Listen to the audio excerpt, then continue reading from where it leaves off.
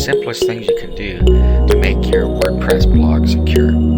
These are two very simple things, and they're going to secure about 90% of the problems you will have with people trying to hack your blog. Now, the first thing is that you should keep everything updated. You should keep the latest version of WordPress installed, because they often come out with bug fixes and they fix any holes that they find in the system as far as hacks.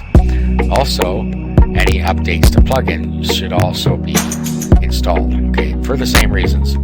They update them to run with the latest version of WordPress, which you're going to update to, but also they fix bugs in them and potential holes where people can hack into your blog. So those are very simple things. Just make sure you keep it up to date. Now the other thing is, let me show you something here. Let's go to Event Viewer. I have an Event Viewer plugin on here so I can see when people log in and out, or when people try and log in. Now look what's happening down here.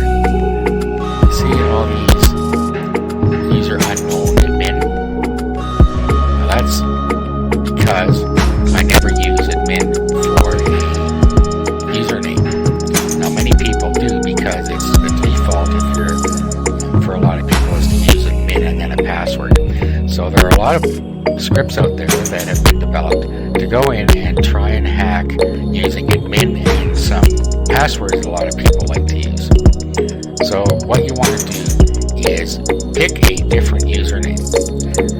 Now if you look at these, you'll see that these are all happening within a second of each other. If you look on here, so you know that somebody is using a script to try and hack into here.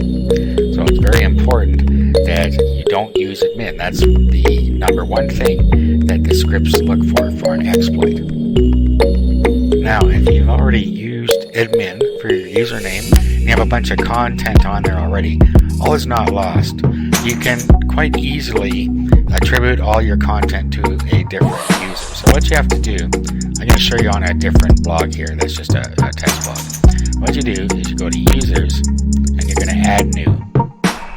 So this is going to be your new username, and you shouldn't really use test account, but use something here that you know is secure. And then make sure you use a secure password.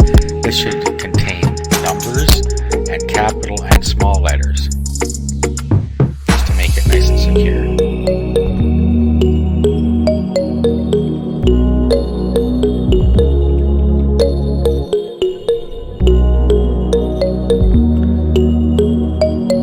Now down here, you want to make this administrator and add new user.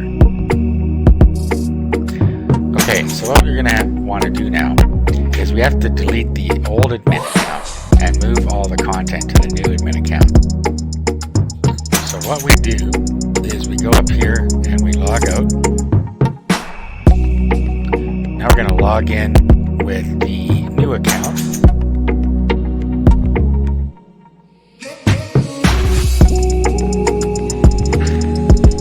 Now what we do is we go back to users again.